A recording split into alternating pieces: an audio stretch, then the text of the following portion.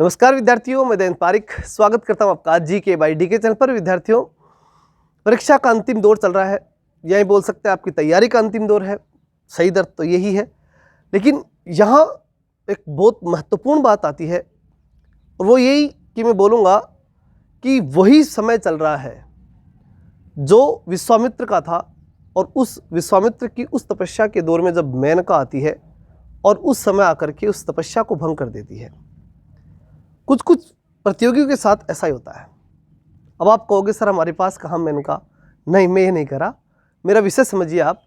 विषय ऐसा है कि तपस्या आप कर रहे हो और उस दौरान आपको बहुत सी चीज़ें आकर डिस्टर्ब करेंगी। जैसे आपको कोई आकर ये कहेगा कि ये बेस्ट बुक है, इस समय ये पढ़ो। मैंने आज के 20 दिन पहले भले ही इंपॉर्टेंट बुक बताई हो, लेकिन अब मैं चाहे कैसी बुक मेरे सामने आ जाए, मैं कभी किसी विद्यार्थी को नहीं बताऊंगा, क्योंकि अब मैं जानता हूँ अब जो आपके पास है वो बेस्ट है। इसी प्रकार से कई चीज़ें और भी आपके सामने आएंगी। कभी आप किसी किताब पढ़ेंगे कि इसमें से ज़्यादा नंबर क्या आने वाले हैं, कभी सोचोगे कि इसमें से ज़्यादा आने वाले हैं। ये सब चीज़ें आएंगी और वो सब चीज़ें आपको डिस्टर्ब कर सकती है। तो करें तो क्या, तो अंतिम समय 3 चीज़ें विशेष रूप से ध्यान रखो, फिर कहीं दिक्कत नहीं आएगी। 3 कौन सी? सबसे पहली चीज़ सकारात्मकता। जब व्यक्ति सकारात्मक होता है ना, तो कुछ भी कर सकता है, कुछ भी। जैसे मैं उदाहरण के रूप में बता सकता हूँ आपको, मैंने कई बार ये कहानी बताई भी है विद्यार्थियों को कि एक बार जब शिवाजी के सेनापति को उस किले को फतह करने के लिए, विजय करने के लिए भेजा गया, तो वो सब के सब जो है वो छापामार पत्ती से जाते थे सैनिक, तो वो सब रस्सियों के सारे चढ़ तो गए सैनिक शिवाजी के, लेकिन सामने देखा तो मुगलों की बहुत बड़ी, उनसे 4-5 गुना बड़ी सेना जो थी वो सामने थी। तो वापस जो है वो सैनिक उन्हीं रस्सियों से उतरने लगे, ये घबरा करके कि अब संभव नहीं, क्योंकि उनसे कई गुना ज़्यादा सेना मुगलों के सामने थी। तो सेनापति था ना, उसने एक ही बात की, क्या? अपनी तलवार ली और सारी रस्सियों को काट दिया। क्यों? वो इसलिए काट दिया कि अब 2 ऑप्शन है तुम्हारे साथ सामने, क्या?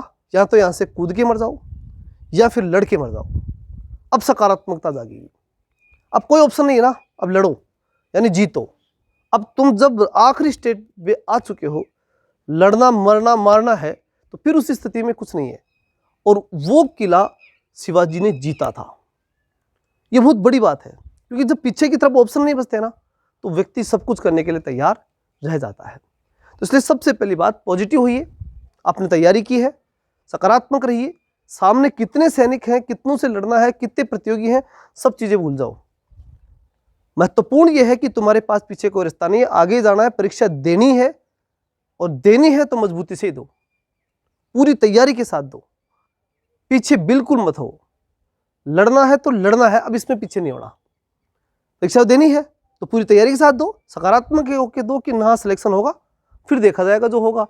ठीक है, तो सबसे पहली बात तो महत्वपूर्ण है कि जीवन में क्या रहनी चाहिए? सकारात्मकता। और अभी आपके पास क्या होनी चाहिए? सकारात्मकता कि हम सफल होंगे। पहला मंत्र, चाहे किताब कभी भी उठाओ और कितने ही % सामने वाला उत्तर सही दे रहा हो, क्योंकि अभी एग्जाम लगी नहीं, और जब तक एग्जाम लग जाती तब तक तुम इंटेलिजेंट हो, इस बात को मान के चलो। दूसरी बात, दूसरी सबसे महत्वपूर्ण बात जो है वो होना चाहिए मनुष्य को, या कहें कि प्रतियोगी को, स्पष्ट। और ये बहुत महत्वपूर्ण है अंतिम दिनों में। स्पष्ट कैसे? किसी किताब को उठाया, 10 मिनट पढ़ा और माइंड में आया कि नहीं इसमें से तो क्वेश्चन कम आएंगे, या फिर इसमें से तो जो है वो मैं कर लूँगा, या फिर इसमें से नहीं कर पाऊँगा, कुछ भी, और फिर उसको रख करके दूसरी किताब उठा ली और फिर उसके बाद उसको पढ़ना शुरू कर दिया। आधे घंटे उसे पढ़ा, उसके बाद कर नहीं है भी नहीं है, दूसरी उठाई और उसको पढ़ना शुरू कर दिया। अस्पष्ट होना बहुत बुरी बात है, चाहे सफल हो न हो कोई दिक्कत नहीं।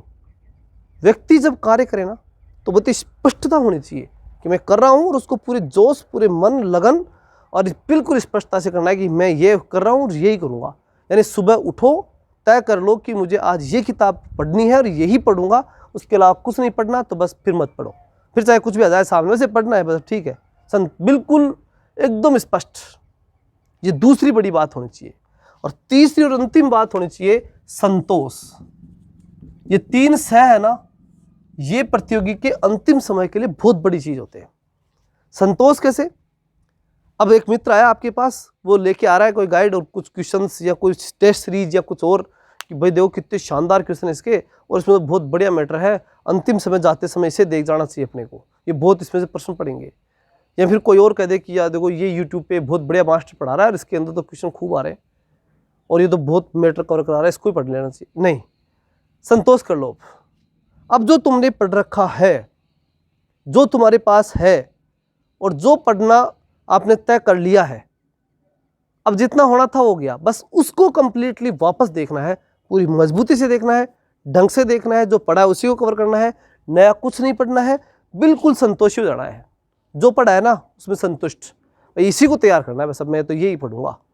बहुत बड़ी बात है, दुनिया की कोई किताब 100% क्वेश्चन नहीं ला सकती, क्योंकि जब एक क्वेश्चन को सेट करने वाला व्यक्ति होता है ना, वो कोई एक किताब नहीं लेता और आपको मालूम नहीं कि वो कौन सी किताब होगी, तो 100 में से 100 आ जाए वो तो कोई भाग्यवश आ जाए, अलग विषय है। अन्यथा दुनिया की कोई किताब पूरे में से पूरे प्रश्न नहीं दे सकती और दुनिया में कोई भी व्यक्ति 100 में से 100 प्रश्नों के उत्तर भी नहीं दे सकता। कभी आपने सुना है किसी कंपटीशन में कि 100 में से 100 आ गए? संभव है क्या? नहीं है। तो फिर तो इसका मतलब यह है कि प्रत्येक किताब महत्वपूर्ण है, जो है वो महत्वपूर्ण है, जो आपको आता है ना वो महत्वपूर्ण है।